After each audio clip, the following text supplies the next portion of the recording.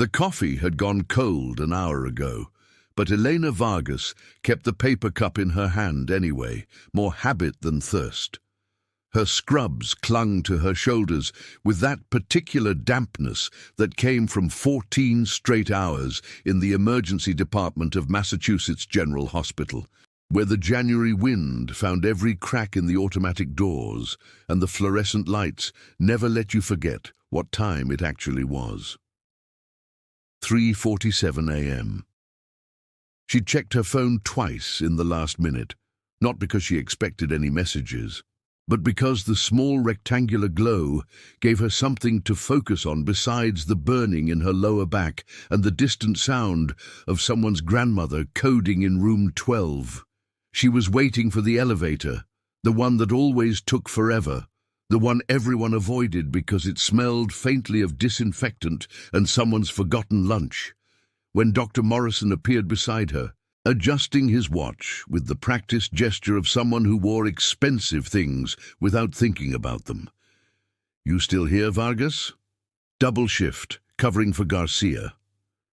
Elena didn't look at him, kept her eyes on the elevator display, watching the numbers refuse to move. "Christ, that's what, 26 hours? 28! Morrison whistled low, a sound that might have been sympathy from anyone else. From him, it was just noise.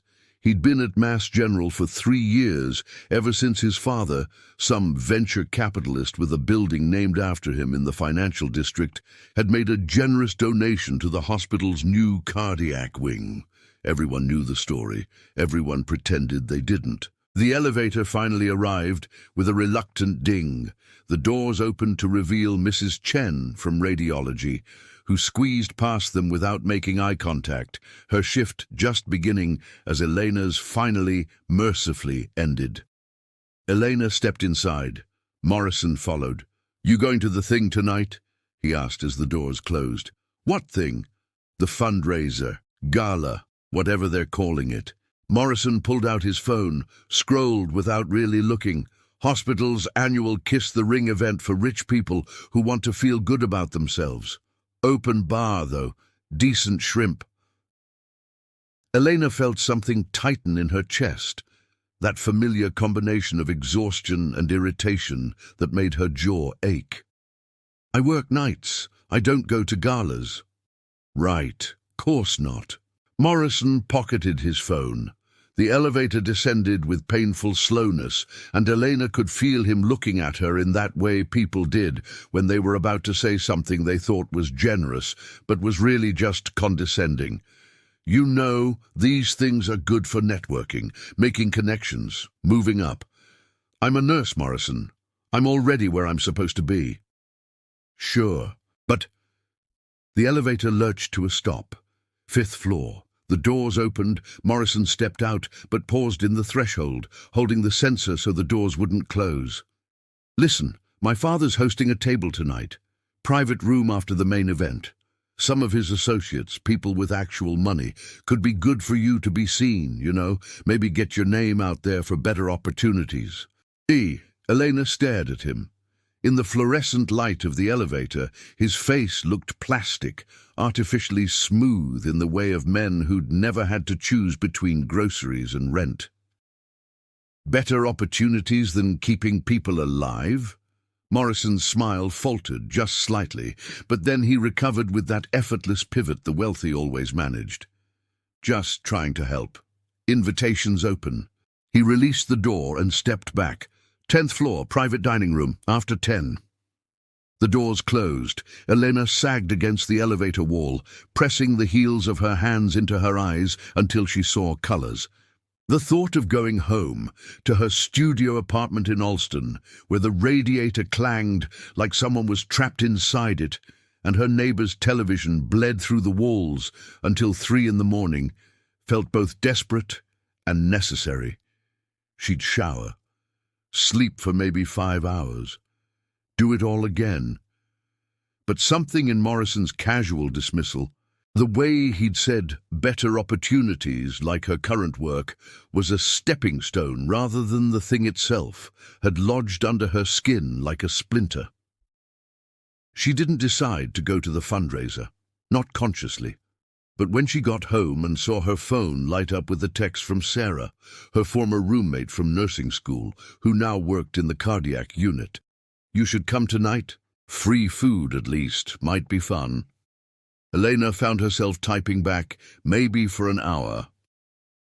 The Boston Harbor Hotel's ballroom was exactly what Elena had expected. Too many chandeliers, too much champagne, too many people in clothes that cost more than her monthly salary pretending to care about healthcare access, while a string quartet played something vaguely Vivaldi in the corner. She'd borrowed a black dress from Sarah, simple enough not to draw attention but nice enough not to look completely out of place, and she stood near the wall, nursing a glass of wine she didn't want, watching doctors and administrators circulate through the crowd like sharks in an aquarium. Dr. Morrison was there, of course, holding court near the bar with a group of older men in tuxedos, all of them laughing at something that probably wasn't funny. Elena recognized his father, Richard Morrison, silver-haired and commanding in the way of men who'd spent their whole lives being listened to, and felt her resolve to stay just an hour solidify into actual intent. She was calculating the least awkward exit route when Sarah materialized beside her, slightly breathless, champagne sloshing in her glass. "Did you see who's here?" "100 people I don't know." Robert Callahan. The Robert Callahan. Sarah's eyes were wide with the kind of excitement Elena associated with celebrity sightings, which made sense because Callahan was basically Boston royalty. Tech billionaire, philanthropist, owner of half the luxury developments in the Seaport district. His face smiled from magazine covers in dentist offices across the city. "Where?" Elena asked, more out of reflex than interest. Sarah gestured with her chin toward the far corner of the ballroom, where a small crowd had gathered around a tall man with steel-grey hair and a smile that looked practiced. Robert Callahan, holding court like a king at a banquet, surrounded by hospital administrators and board members who laughed too loud at his jokes. "He's donating $10 million to the new research wing," Sarah whispered. "That's why everyone's kissing his ass." Elena watched Callahan place a proprietary hand on Dr. Warren's shoulder, saw the hospital's chief administrator nod enthusiastically at whatever the billionaire was saying. There was something performative about the whole scene, like theater where everyone knew their lines. "I'm heading out," Eleanor said. "Already? You just got here." "I'm tired, Sarah. 28-hour shift, remember?" Sarah squeezed her arm. "At least grab some food before you go. The catering's actually good." Eleanor nodded, more to end the conversation than from actual hunger, and made her way toward the buffet tables lined against the far wall. The crowd thinned here, people having already picked through the offerings during the cocktail hour. She was reaching for a plate when she heard Morrison's voice, louder than necessary, carrying that particular edge of someone who'd had 3 drinks too many. "No, I'm serious, Father. She's excellent. Best nurse in the ER. Works like a machine. Never complains." Elena froze, her hand halfway to the serving spoon. She didn't need to turn around to know Morrison was talking about her, could hear it in the way he emphasized machine, like it was the highest compliment he could give. "That's admirable," said a different voice, smooth and confident. Robert Callahan's voice, though Eleanor hadn't heard him speak before. "Healthcare workers are the backbone of this country. We don't appreciate them enough." "Absolutely," Morrison agreed, too enthusiastic. "People like Elena, they're out there saving lives while we're at galas. She's probably been working, 24 hours straight? More?" 28, Elena said, turning around. She hadn't meant to speak, but the words came out anyway, sharp and clear. The group turned to look at her, Morrison, his father, Callahan, 2 other men in expensive suits she didn't recognize. For a moment, no one spoke. Then Callahan smiled, that practiced expression from the magazine covers. "The woman of the hour. Are you Eleanor?" "Vargas, yes. Robert Callahan."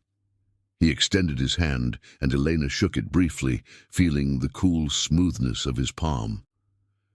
"I was just hearing about your dedication. 28 hours. That's remarkable." "It's a shift," Elena said. "Not remarkable, just necessary." Something flickered in Callahan's eyes. Surprise, maybe, or irritation at not receiving the expected deference. "Of course. Though I imagine most people couldn't handle that kind of pressure. It takes a special kind of person." "It takes someone who needs the paycheck," Elena replied, and immediately regretted it. The exhaustion was making her reckless, stripping away the professional filter she usually maintained around people like this. Morrison laughed, too loud again, trying to ease the tension. Elena's very direct. "It's actually refreshing." Callahan's smile didn't waver, but his eyes cooled slightly. "Direct is good. Honest. I appreciate that." He took a sip of his champagne, his gaze never leaving Elena's face. "You know, I grew up working class myself. Father was a plumber. I understand what it means to work hard for every dollar." Elena said nothing. She'd heard this story before, or versions of it. The self-made billionaire, the humble origins, the bootstrap mythology that conveniently omitted inheritance, connections, and opportunities that came from being born white and male and in the right zip code. She'd learned over the years that the best response was silence. "But you know what I also learned," Callahan continued, his voice taking on a lecturing quality that made Elena's shoulders tense. "That hard work isn't enough. You need vision, ambition, the ability to see beyond your current circumstances and reach for something greater." "Greater than keeping people alive?" Elena asked, echoing her earlier words to Morrison. "Greater than accepting your station," Callahan said. "No offense, but nursing is a job, not a calling. If you were truly ambitious, you'd be looking for ways to advance, to move up, to become something more." The room seemed very quiet suddenly, though the string quartet still played and conversation still buzzed around them. Elena felt her pulse in her throat, felt the weight of 28 hours pressing down on her shoulders, felt the accumulated exhaustion of every condescending comment, every dismissive remark, every casual assumption that her work was somehow lesser because it involved bedpans and blood pressure cuffs instead of boardrooms and stock options. "Something more," she repeated, her voice flat. "Exactly." Callahan warmed to his theme, apparently mistaking her tone for interest. "Take Morrison here. Started as a resident, but he's not going to spend his career in the emergency room. He's got plans, ambitions. He understands that medicine is a business as much as a vocation." "My father's opening a private practice," Morrison offered, as if this explained everything. "See? That's vision." Callahan gestured with his champagne glass. "That's understanding how the world works, not just showing up for a shift and clocking out, but thinking bigger." Elena felt something cold settle in her stomach, crystallizing into a kind of clarity that came from being too tired to be diplomatic. "And what would you suggest I do? Open a private nursing practice?" Callahan laughed, a sound like money rustling. No, I'm saying you should leverage your experience into something more lucrative. Hospital administration, maybe. Management. Hell, go back to school. Become a physician's assistant. Anything but staying on the floor until your back gives out and you're replaced by someone younger." "Because that's what I am to you," Elena said quietly. "Replaceable." "We're all replaceable," Callahan replied, his tone turning patronizing. "That's capitalism, but some of us make ourselves harder to replace than others. We develop skills beyond the basic requirements of our jobs. We cultivate value." Elena set her empty plate down on the nearby table with deliberate precision. "What kind of value?" "Well," Callahan paused, clearly searching for an example. His eyes landed on the string quartet, still playing in the corner, and his expression brightened. "Take culture, for instance, education, refinement. Things that set you apart from the crowd. I bet you've never been to the opera, have you? The question hung in the air. Elena felt the other men watching her, waiting for her response, and she understood that this had stopped being a conversation and had become something else, a performance maybe, or a test she hadn't asked to take. No, she lied. I haven't. See, that's what I mean. Callahan gestured broadly, warming to his point. Opera, classical music, fine art, these are the things that separate the educated elite from the working class. They're markers of sophistication, of having risen above your origins. If you want to advance in life, you need to understand these cultural touchstones. Because they make you better than other people, Elena said. Because they make you more valuable, Callahan corrected. They open doors, create opportunities. It's not about being better, it's about being marketable. Richard Morrison shifted uncomfortably, perhaps sensing where this was headed. Rob, I think— No, it's fine, Callahan interrupted, his attention locked on Elena. I think Elena understands what I'm saying, don't you? That if you want to be more than just another nurse with a sore back and a studio apartment, you need to cultivate something beyond technical competence. Elena felt her hands curl into fists at her sides, felt the exhaustion transmute into something sharper, more focused.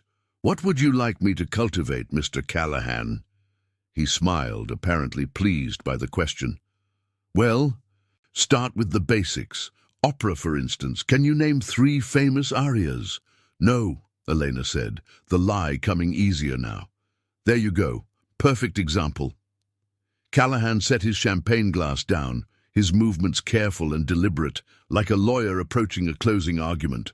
Opera is one of the highest forms of artistic expression. It requires years of training, dedication, natural talent. It's the domain of the truly exceptional, people who've elevated themselves through discipline and skill. Unlike nursing, Elena said. I didn't say that. But his tone said otherwise. Elena felt the anger building, hot and clean, burning through the exhaustion like fire through paper. So what's your point, Mr. Callahan? He laughed again, that same rustling money sound. My point is that you can't fake sophistication. You can't pretend to understand something you haven't experienced. Try to sing an aria right now. Go ahead. Try to sing— He paused, searching his memory. Vici d'arte from Tosca. One of the most famous pieces in the repertoire. I bet you don't even know how it starts. The room had gone very quiet. Elena was aware of Sarah somewhere behind her, of Morrison and his father exchanging glances, of the 2 other men in suits watching with the passive interest of people observing a minor car accident. You want me to sing, Elena said slowly. I'm making a point, Callahan replied, about the difference between knowledge and understanding, between working-class competence and true excellence. You can learn to start an IV, sure. Anyone with enough practice can do that. But art, culture, that requires something more, something you're born with or born into. Elena felt her heart hammering against her ribs, felt the exhaustion and anger and accumulated indignity of too many double shifts and too many men like this who'd never had to choose between heating and eating. And if I could sing it, your aria— Callahan's smile widened, indulgent now, like he was playing along with a child's fantasy. Then I'd apologize for every assumption I've made tonight. Hell, I'd get down on my knees right here and apologize to every nurse in this hospital. He spread his hands, magnanimous. But that's not going to happen, is it? Because these things are separate worlds. Your world and mine. And there's no bridge between them.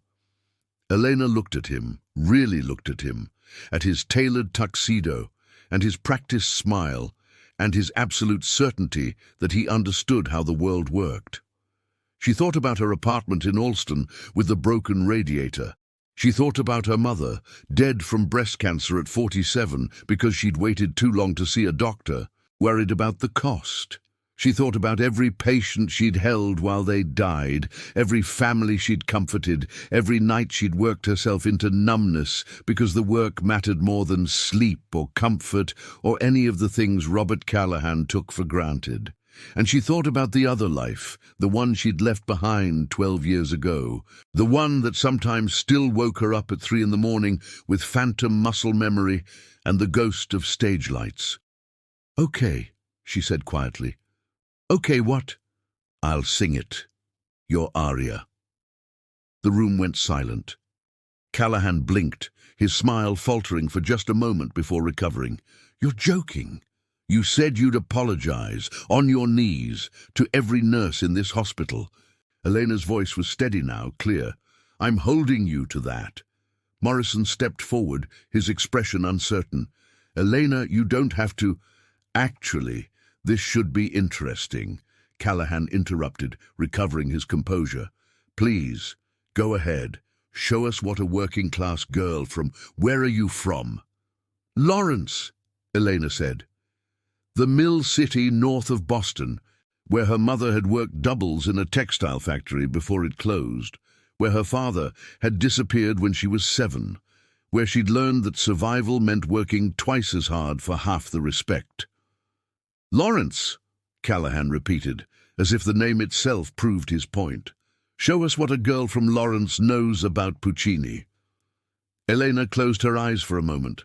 She hadn't sung in public in 12 years, not since the accident, not since the injury that ended her career at the Metropolitan Opera before it had really begun, not since she'd traded arias for anatomy textbooks and made her peace with a different kind of calling. Her voice was rusty now, unpracticed, but muscle memory was a strange thing. It lived in the body like a second language, waiting to be spoken. She opened her eyes. The ballroom had gone completely quiet, conversations dying as people turned to watch. Elena could see Sarah's wide eyes across the room, could feel the weight of every gaze. "Vici d'arte, vici d'amore," she began. The first words came out rough, uncertain, her voice searching for the placement, the breath, the control she'd spent years perfecting and then abandoned. But then something clicked, some combination of memory and muscle and the kind of anger that burns clear and bright. And her voice opened up, filling the ballroom with a sound that shouldn't have been possible from a woman in a borrowed dress who'd worked 28 hours straight. "Non feci mai male ad anima viva." The notes rose, pure and powerful, and Elena felt her body remember what her mind had tried to forget: the expansion of her ribcage, the support of her diaphragm, the way sound could transform into emotion and fill a space until nothing else existed. She sang Tosca's prayer, the heartbroken plea of a woman who'd lived for art and love and given everything and received nothing but betrayal in return. She sang it the way she'd learned at Juilliard, the way her teacher had taught her before she'd gotten the call from the Met, before the rehearsal accident that shattered her ankle and ended her contract and forced her to recalculate her entire life in the space of a hospital room, not unlike the ones where she now worked. The aria built toward its climax, Elena's voice soaring over the silent ballroom, and she saw Callahan's face go slack with shock, saw Morrison's mouth hanging open, saw the scattered hospital staff and donors and administrators all frozen, transfixed. Perché, signore? Perché me ne rimuneri così? Why, Lord, why do you reward me thus?" She held the final note, letting it fill the space, letting it carry everything she couldn't say in words, all the exhaustion, all the anger, all the quiet dignity of work that people like Callahan would never understand because they'd never had to do it. Then she released it, and the silence that followed was absolute. Elena looked at Robert Callahan, at his pale face and stunned expression, and said very quietly, "I believe you mentioned something about an apology." Someone had filmed it, probably multiple people, and by the time Elena dragged herself through her apartment door at 1:30 in the morning, her phone was vibrating with notifications she didn't understand and didn't want to understand. She silenced it, dropped it on the kitchen counter, and stood under the shower until the water ran cold. trying to wash away the adrenaline and the memory of 200 faces staring at her like she was something they'd never seen before. She'd left immediately after singing, before Callahan could respond, before Morrison could corner her, before any of the administrators could ask the questions she saw forming on their faces. Sarah had caught up with her at the coat check, breathless and wide-eyed. "Jesus Christ, Elena, why didn't you tell me you could sing like that?" "It doesn't matter," Elena had said, shrugging into her coat with hands that shook slightly. "It was a long time ago. You sounded like... that was professional. That was real." "I need to go home." She'd walked out into the January night, into the kind of cold that felt clean after the overheated ballroom, and taken the T back to Alston, standing in the mostly empty car and watching her reflection in the dark window, and wondering what exactly she'd just done. Now, wrapped in a towel in her tiny bathroom, she finally looked at her phone. 43 missed calls, 72 text messages, notifications from Twitter, Instagram, TikTok, platforms she barely used. She scrolled through them with growing disbelief. Sarah, "OMG, you're everywhere." Sarah, "Check Twitter." Sarah, "Seriously, look." Eleanor opened Twitter and her stomach dropped. The video was there, multiple versions of it, filmed from different angles, already accumulating thousands of retweets and likes. The audio quality varied. Some versions were muffled, others surprisingly clear, but they all captured the same moment. Elena, in her borrowed black dress, singing in the middle of a hotel ballroom while Robert Callahan stood frozen with shock. The comments were a strange mix of admiration, disbelief, and the casual cruelty of internet culture. "Holy shit, she really did that. This is the most badass thing I've ever seen. Who is she?" Nurse by day, opera singer by night. That billionaire got owned. Fake, has to be staged. Her voice is incredible, though, like professional-level incredible. Someone said she used to sing at the Met. Eleanor closed the app and set her phone face down on the bathroom counter. Her hands were shaking again. She'd wanted to put Callahan in his place, had wanted to make him eat his words about working-class people and cultural sophistication and all the casual contempt he'd wrapped in philanthropic language. She hadn't thought about what would come after. She pulled on sweatpants and a t-shirt, poured herself a glass of water she didn't drink, and sat on her couch in the dark, listening to her neighbor's television through the thin walls. Her next shift started in 14 hours. She needed to sleep. Instead, she sat there, watching the glow of the streetlight outside her window and trying to understand what had just happened. The hospital administrator's office smelled like expensive coffee and disappointment. Elena sat across from Dr. Patricia Hammond, Mass General's Chief of Operations, and tried not to look at the framed diplomas on the wall behind her. Harvard, Johns Hopkins, credentials that carried weight in every syllable. Hammond was in her late 50s, impeccably dressed in a way that suggested she'd never worked a bedside shift in her life, and her expression was carefully neutral. "You understand why we're having this conversation?" Hammond said. It wasn't a question. "No," Elena replied honestly. Hammond's fingers drummed once on her desk, a brief break in composure. "The video has been viewed over 2 million times in the past 18 hours. 2 million. It's on every news site, every social media platform. Nurse humiliates billionaire at charity gala. Working class hero puts rich donor in his place. Do you have any idea how this looks? Like someone stood up to a condescending asshole. Like one of our employees publicly embarrassed one of our largest donors." Hammond leaned forward, her voice dropping into a register that Elena recognized as attempted sympathy. "Eleanor, I understand you were provoked. I've spoken to witnesses. Callahan's comments were inappropriate, condescending, and honestly offensive. But your response was what he asked for," Elena interrupted. "He challenged me. I met the challenge. He said he'd apologize." "And did he?" Elena said nothing. Callahan had stood there, speechless, while she'd walked away. No apology, No acknowledgement, just stunned silence and the feeling of 200 pairs of eyes following her out of the ballroom. Hammond sighed. This puts the hospital in a difficult position. Callahan is reconsidering his $10 million donation.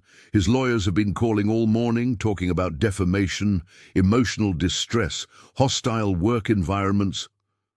I don't work for him. You work for a hospital that depends on donors like him. Hammond's sympathy evaporated, replaced by the harder edge of an administrator protecting her institution. The board is concerned about the precedent this sets, about what it looks like when our staff publicly confront our benefactors, about whether we can maintain relationships with the people who keep this institution running. Elena felt something cold and hard settle in her chest. Are you firing me? I'm asking you to consider taking a leave of absence, paid, of course, just until this blows over and we can assess the damage. Damage, Eleanor repeated, to relationships, to fundraising, to the hospital's reputation. Hammond spread her hands in a gesture meant to be placating. You're an excellent nurse, Elena. Your record is spotless. But this situation is bigger than your technical competence. So I'm being punished for making your donor uncomfortable. You're being asked to step back while we navigate a complicated situation. Hammond's voice took on that practiced, administrative smoothness again. Think of it as a vacation. You've been working doubles for months. Maybe this is an opportunity to rest, to decompress, to hide until your billionaire calms down. Hammond's jaw tightened. That's not what I said. But it's what you mean.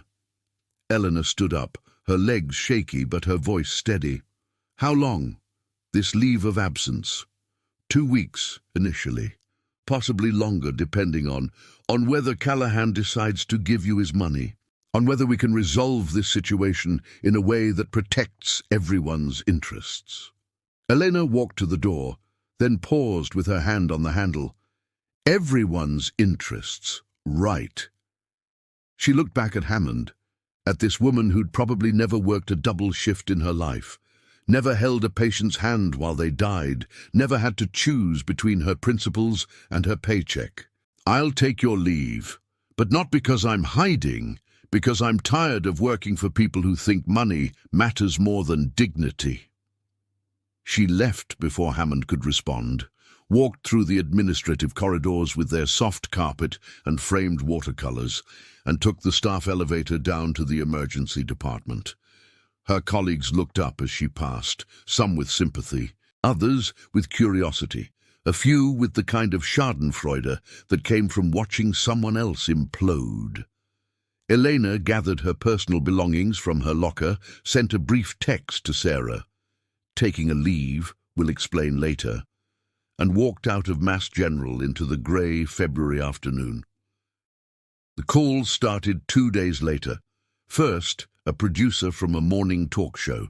We'd love to have you on to discuss your experience. It's such an inspiring story about class consciousness and standing up for yourself. Then a reporter from the Globe. I'm doing a piece on healthcare workers and economic inequality. Your story really resonates with a lot of people. Can we talk? A literary agent. Have you considered writing a book? From opera to nursing, it's a compelling narrative. A podcast host. Your voice is incredible. We should talk about your journey, about giving up opera, about what that moment meant. Eleanor declined them all, politely at first, then with increasing curtness as the volume increased. She didn't want to be a story. Didn't want to be a symbol of working-class resistance or healthcare inequality, or whatever narrative people were projecting onto a 60-second video of her singing at a gala. What she wanted was to be left alone.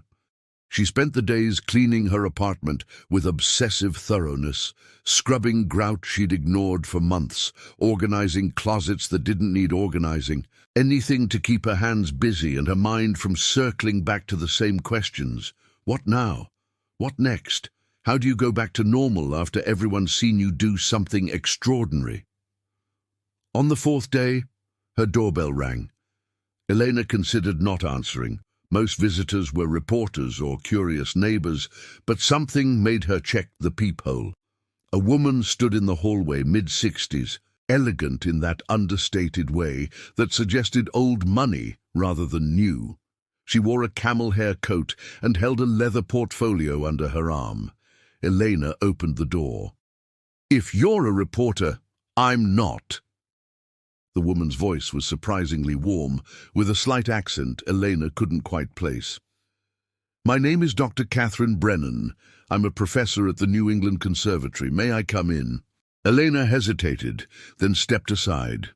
Brennan entered with the careful courtesy of someone entering a stranger's space, taking in the small studio apartment without judgment or commentary. "I saw the video," Brennan said without preamble. "Your performance at the gala, Visidat, and I recognized you." Elena felt her stomach drop. "I don't know what you mean." "Yes, you do."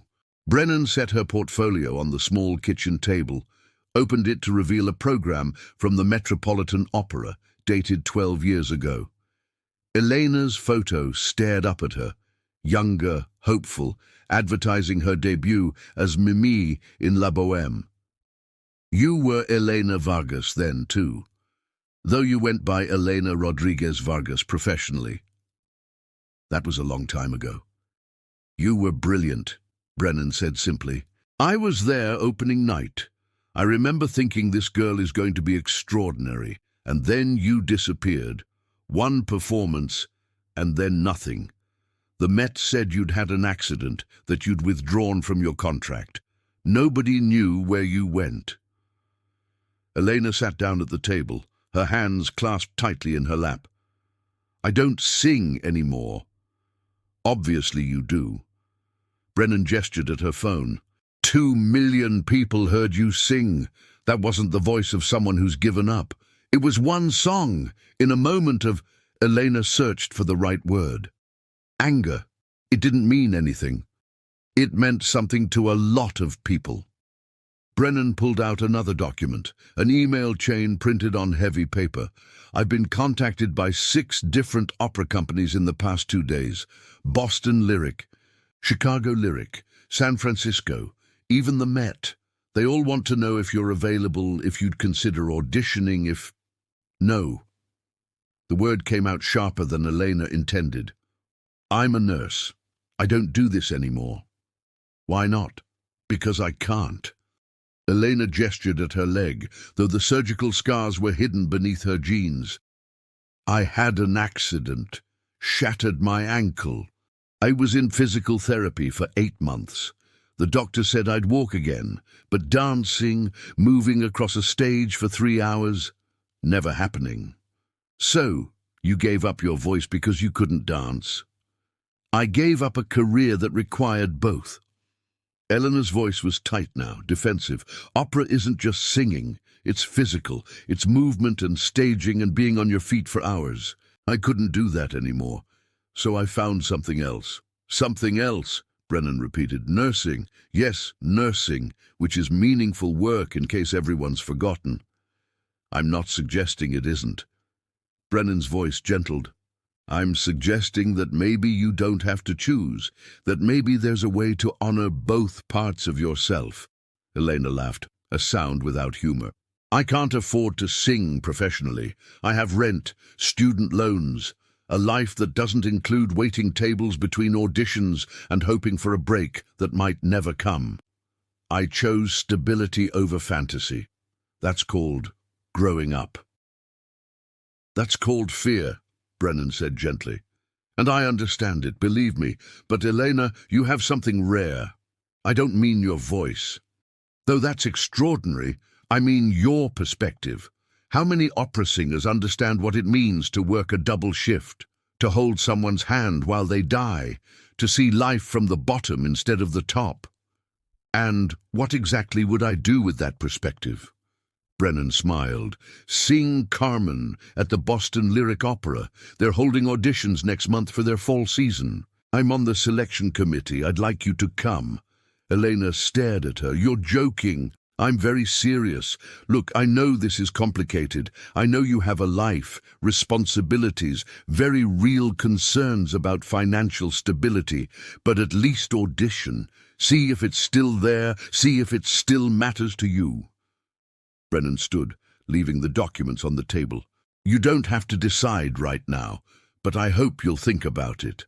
After she left, Elena sat at the table for a long time, staring at the old Metropolitan Opera program, at the young woman in the photo who'd believed that talent and hard work were enough to change your life. She picked up her phone and scrolled through the video one more time, watching herself sing in a borrowed dress while a billionaire watched with his mouth open. The comments continued to multiply. "This made me cry. She's proof that the working class has more culture than any billionaire. I hope she gets a recording contract or something. Imagine being Robert Callahan and getting shown up like that." Eleanor closed the video and stared at the ceiling of her small apartment. The radiator clanged. The neighbor's television murmured through the wall. Everything was exactly the same as it had been a week ago, except nothing was the same at all. She thought about Catherine Brennan's question. Why not? And for the first time in 12 years, she didn't have a good answer.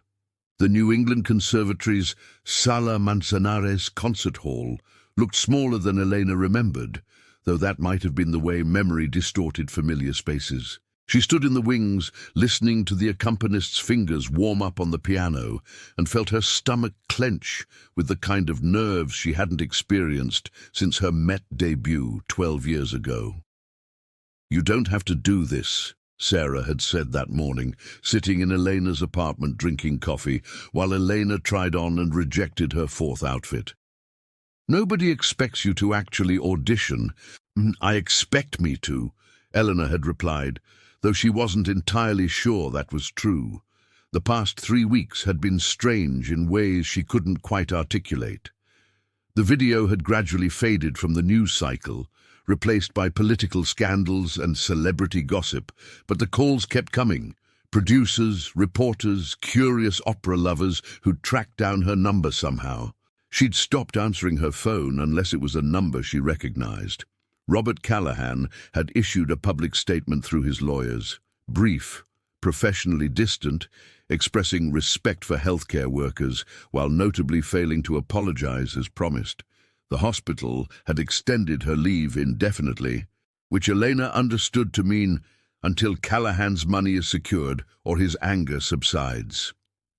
She'd started applying to other hospitals in the Boston area, Brigham and Women's, Boston Medical Center, Beth Israel, and received polite rejections or ghostly silence in return. The video apparently had made her radioactive in healthcare administration circles, which left her here, standing backstage at a conservatory where she'd once attended summer intensives, preparing to sing for judges who probably thought she was delusional for imagining she could resurrect a career she'd abandoned a decade ago. Elena Vargas, a stage manager, appeared, young woman with a clipboard and the efficient manner of someone who'd wrangled hundreds of nervous performers. "You're up in 5. They'll start with Habanera from Carmen, then move to your second piece." Elena nodded, her throat suddenly dry. She'd chosen Habanera because it was a mezzo role, comfortable for her range, and because Carmen was a character who understood defiance and consequence in equal measure. Her second piece was Mon cœur s'ouvre à ta voix from Saint-Saëns' Samson et Dalila. Technically challenging, emotionally rich, the kind of aria that exposed every flaw in your technique if you weren't completely prepared. She wasn't sure she was prepared. 2 minutes, the stage manager called. Eleanor closed her eyes and did the breathing exercises her Juilliard teacher had drilled into her. Diaphragmatic expansion, steady inhale, controlled release. Her ankle ached slightly, phantom pain from old injury, and she shifted her weight carefully. She'd been working with a physical therapist for the past 2 weeks, gently testing the limits of what her body could still do. Walking across a stage. Possible. Dancing. still uncertain, but she'd made it this far. "Okay, you're on." Elena walked onto the stage, her heels clicking against the hardwood floor, a sound that felt simultaneously foreign and intimately familiar. The house lights were down, the stage lights bright enough that she couldn't quite make out the faces of the judges sitting in the front rows. She could see Catherine Brennan's outline, though, and another figure beside her that might have been the artistic director. "Whenever you're ready, Ms. Vargas," a male voice called from the darkness. The accompanist played the opening bars of Habanera, and Elena felt something inside her shift and settle. This was the part she remembered, the moment before the first note, when the music existed only as potential, when anything was possible. She began to sing. "L'amour est un oiseau rebelle. Love is a rebellious bird." The aria flowed through her, technically solid if not transcendent, her voice finding the character's dangerous playfulness, her French pronunciation serviceable. She moved across the stage instinctively, muscle memory overriding conscious thought, her ankle protesting slightly but holding. When she reached the final note, she held it exactly as long as it needed to be held, not showing off, not pushing, just serving the music. Silence. Then Catherine Brennan's voice. "Beautiful. Can we hear your second piece?" The accompanist shifted to Saint-Saëns. Elena took a breath, found her center and began "Mon cœur s'ouvre à ta voix," Dalila's seduction aria, all sensual persuasion and hidden steel. This was harder, technically, the long legato lines requiring perfect breath control, the climactic high notes demanding both power and precision. Elena felt herself reaching for something she hadn't accessed in years, some combination of technical skill and emotional truth that transcended mere performance. When she finished, the silence stretched longer. Elena stood in the bright stage lights, suddenly aware of her racing heart, the slight tremor in her hands. "Thank you, Ms. Vargas," the male voice said finally. "We'll be in touch." The call came 4 days later while Elena was grocery shopping, debating whether she could afford the organic chicken or should stick with the conventional.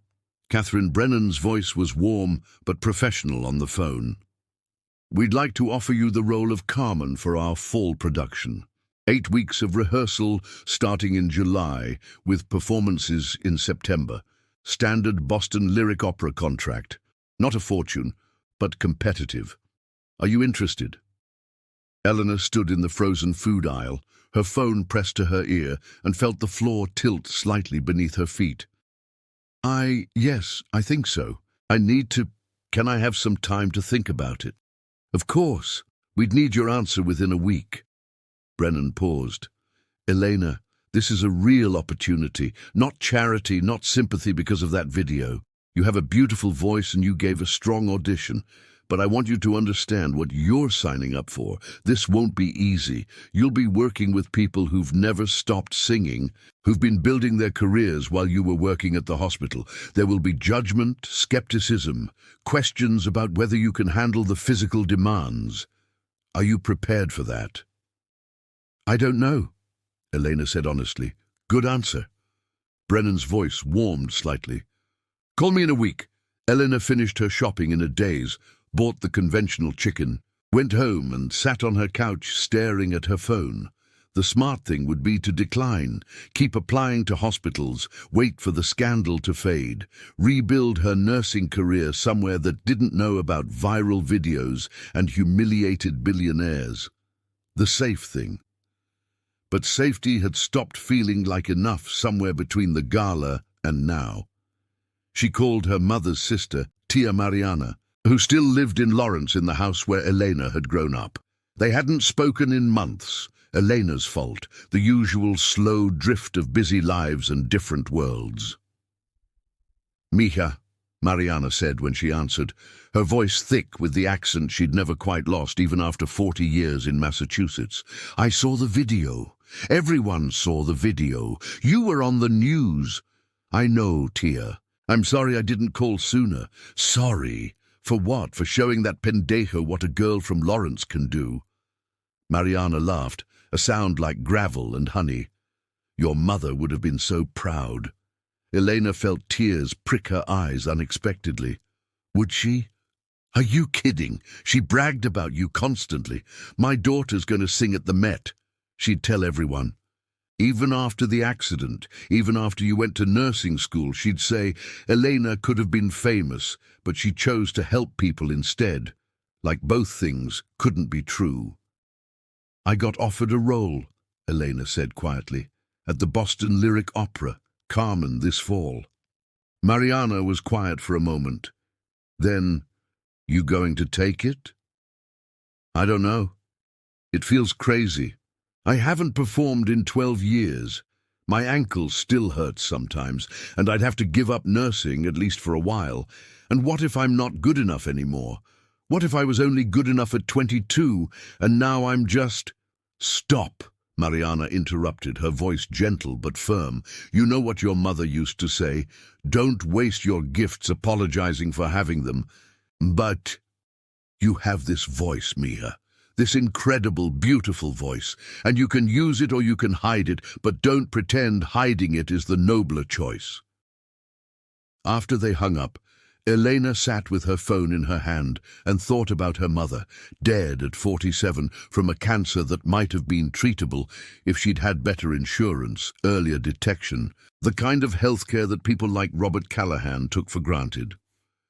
She thought about the 12 years she'd spent in hospitals, the hundreds of patients she'd cared for, the lives she'd touched in small, practical ways. And she thought about standing on a stage with lights in her eyes and music flowing through her body like electricity. She called Catherine Brennan the next day. I'll do it. The Carmen role. I'm in. The first rehearsal was exactly as uncomfortable as Brennan had warned. Elena arrived at the Boston Lyric Opera's rehearsal studios on Clarendon Street 20 minutes early, partly from nerves and partly from habit. 12 years of nursing had trained her never to be late. The studio was a large, open space with mirrored walls and a piano in the corner, already occupied by singers running scales and chatting with the easy familiarity of people who'd worked together before. They all looked up when Elena entered, and she felt the weight of their appraisal like a physical thing. She recognized one of them, Marcus Chen, a tenor who'd been a year ahead of her at Juilliard, who'd gone on to steady work at regional opera companies across the country. Elena Vargas, he said, his tone carefully neutral. Heard you were doing this. Marcus, good to see you. Is it? He wasn't hostile exactly, but there was something challenging in his expression. I mean, last time I saw you, you were dropping out of the Met contract. Now you're back because you went viral singing at a party. Charity gala, Elena corrected, though she knew that wasn't the point. Right. Charity. Marcus crossed his arms.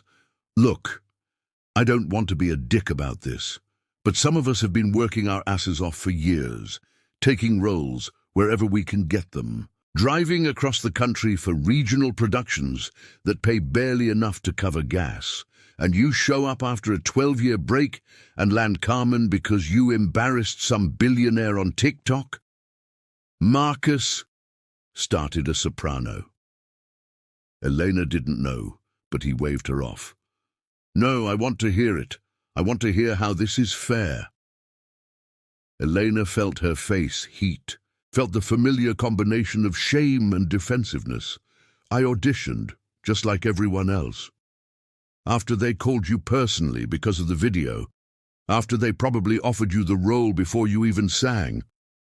Marcus shook his head. You know what the difference is between you and me? When my career got hard, when the gigs dried up and the money ran out, I kept singing. I worked 3 jobs and drove 12 hours for auditions and never gave up. You left, and now you get to come back like nothing happened. That's not, Elena started, But the door opened and Catherine Brennan entered with a younger man Elena recognized as Dmitry Volkov, the production's director. "Good morning, everyone," Brennan said brightly, seemingly oblivious to the tension in the room. "Let's get started. Elena, Marcus, wonderful to see you both. Everyone, let's circle up for introductions, and then we'll block Act 1. The rehearsal was technically competent and emotionally exhausting. Elena struggled with the staging, her ankle protesting the repeated movements, her spatial awareness rusty from years away from the stage. Dmitry was patient but exacting, calling for adjustments, repetitions, refinements that left Elena's leg throbbing and her confidence shaken. "From the top of the habanera," Dmitry called for the 5th time. "Elena, remember, Carmen is in control here. She's playing with Don Jose, testing him. Own the space." Elena tried. She really tried, but her movements felt stilted, self-conscious. Nothing like the fluid grace she remembered from her 20s. When Marcus, playing Don Jose, reached for her during the staging, she flinched away too quickly, throwing off the timing. "Stop!" Dmitry rubbed his forehead. "Elena, you're thinking too much. Let your body remember. Trust the character." "I'm trying," Elena said, hating the defensive note in her voice. "Try harder." Dmitry's voice wasn't unkind, but it wasn't gentle either. "This is professional theatre. I need you at a professional level." They broke for lunch, and Elena sat alone in the corner of the studio, stretching her ankle and trying not to let anyone see her wince. She pulled out her phone and scrolled through texts from Sarah, who was covering extra shifts at Mass General and sending increasingly exhausted updates.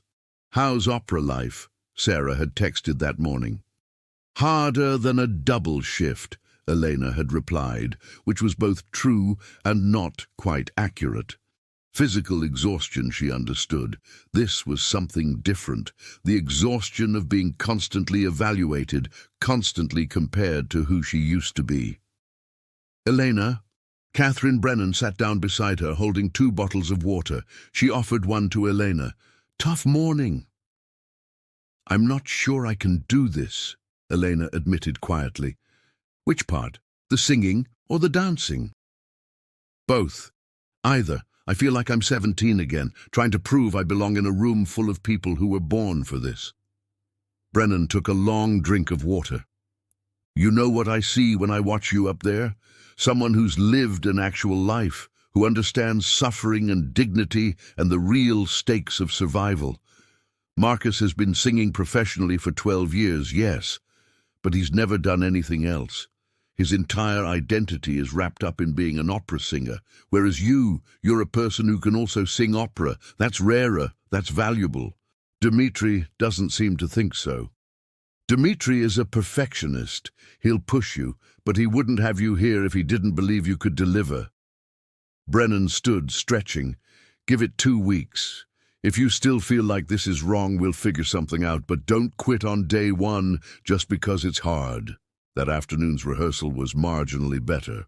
Elena stopped thinking quite so much, let her body move without constant second-guessing, found moments where Carmen's defiance felt genuine rather than performed. By the time they finished at 6, she was limping slightly, her ankles swollen, but something in her chest felt lighter. Marcus approached her as she gathered her things. "Hey, I was an asshole this morning."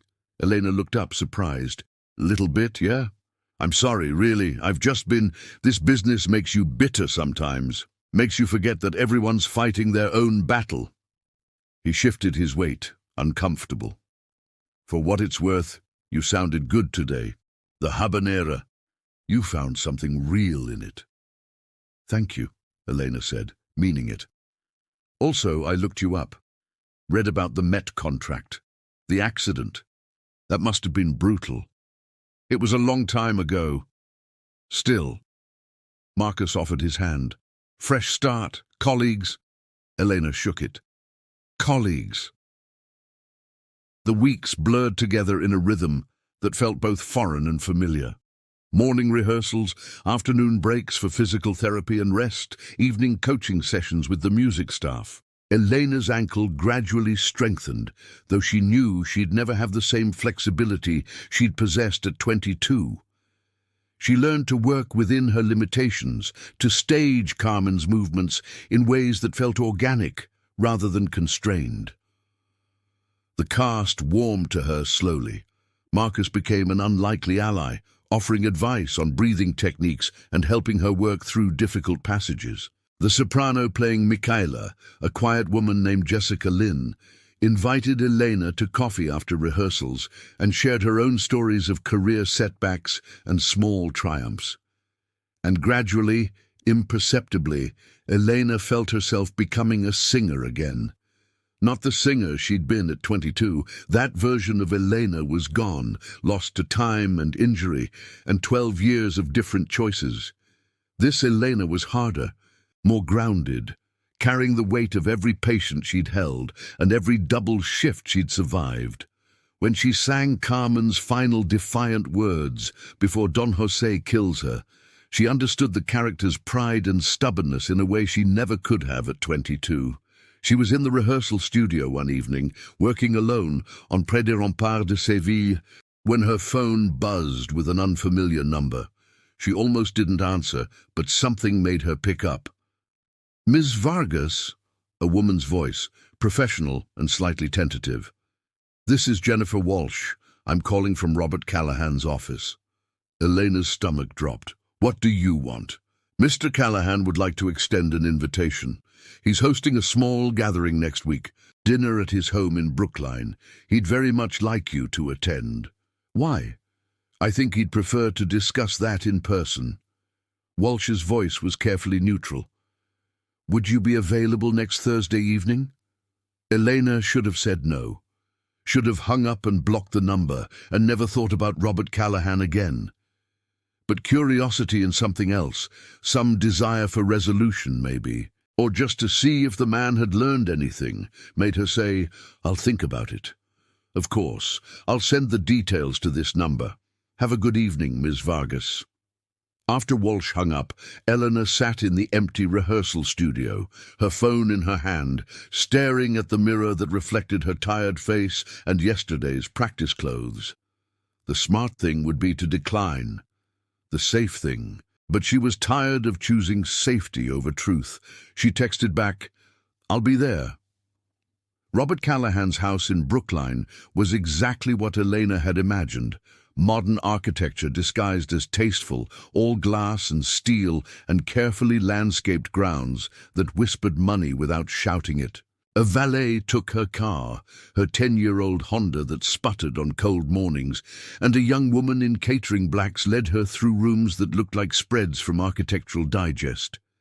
Elena had agonized over what to wear, finally settling on the same black dress she'd borrowed from Sarah for the gala.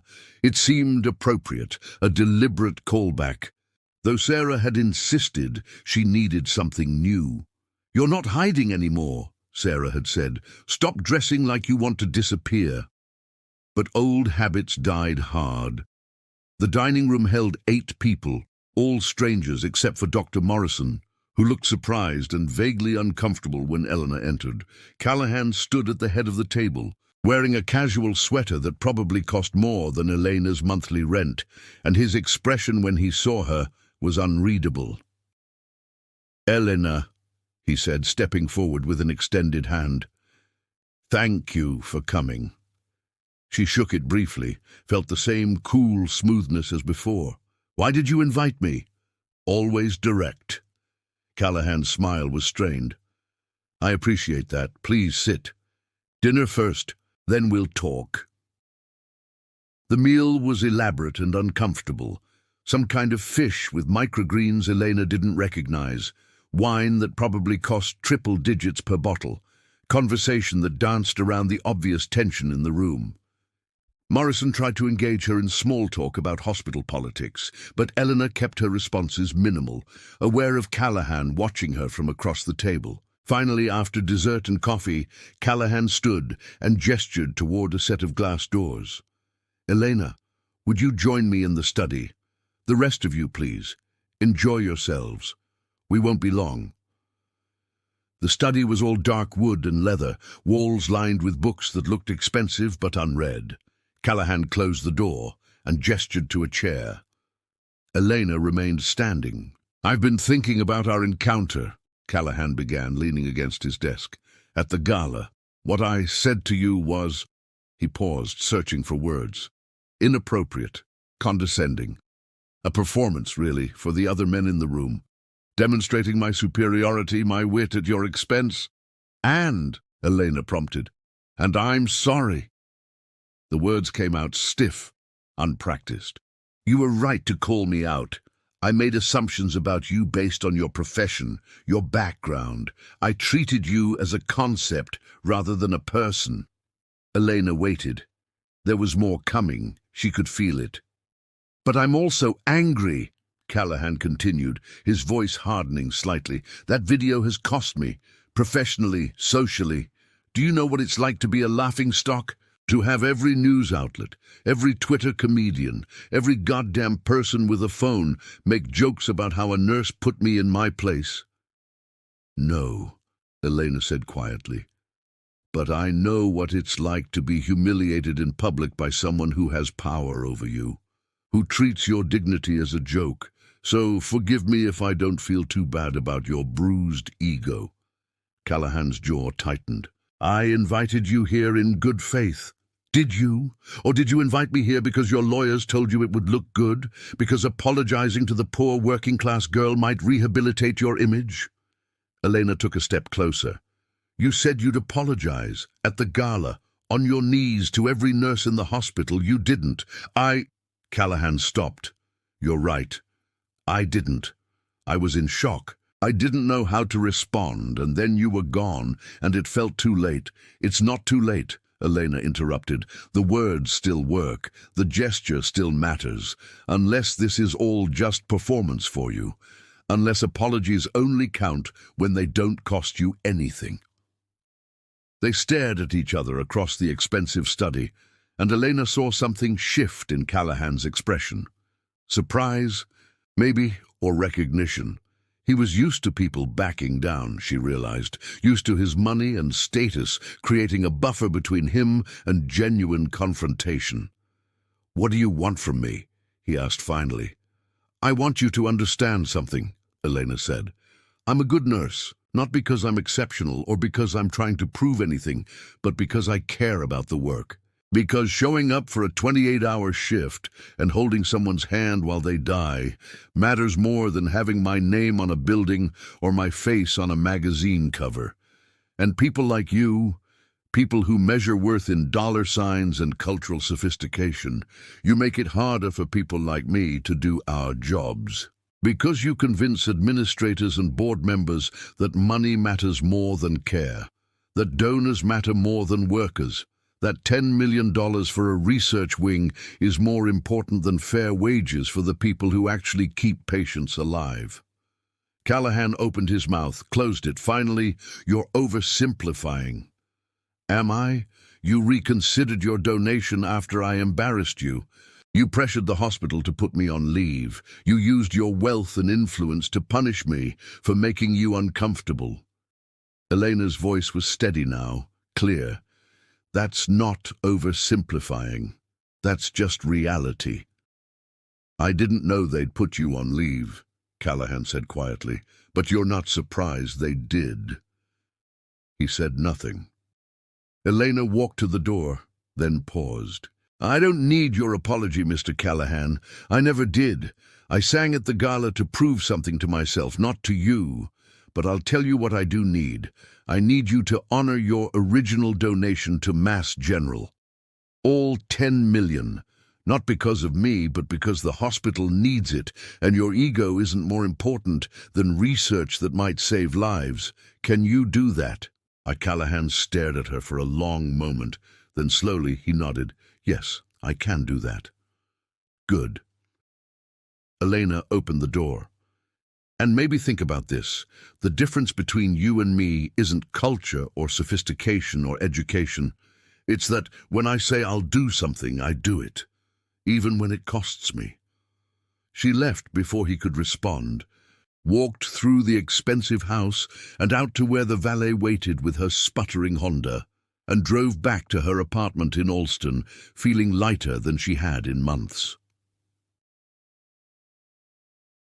Opening night of Carmen arrived in early September with the kind of crisp autumn weather that made Boston feel like anything was possible. Eleanor stood backstage at the Huntington Theatre, where the Boston Lyric Opera performed its main stage productions, and felt her heart hammering against her ribs with anticipation rather than fear. The cast had grown close over the summer months of rehearsal, the kind of closeness that came from shared struggle and collective purpose. Marcus squeezed her shoulder as she waited in the wings. "You've got this. Just like rehearsal, except with better lighting." Jessica Lynn, already in costume as Michaela, gave her a thumbs up. "Break a leg, the metaphorical kind." Elena returns to the stage as Carmen after an injury that reshaped her career, delivering a mature, emotionally honest performance praised by critics. The success reopens doors to major opera houses, but also forces her to question what kind of life she wants. Torn between opera and nursing, deeply tied to her personal history and desire to help others, Eleanor chooses not to follow a single path. She uses both her artistic and human voice in community health and advocacy work while continuing to sing. In the end, she returns to the Metropolitan Opera on her own terms, embracing a life where she can be many things at once: singer, nurse, advocate, survivor, not as a compromise, but as a conscious choice.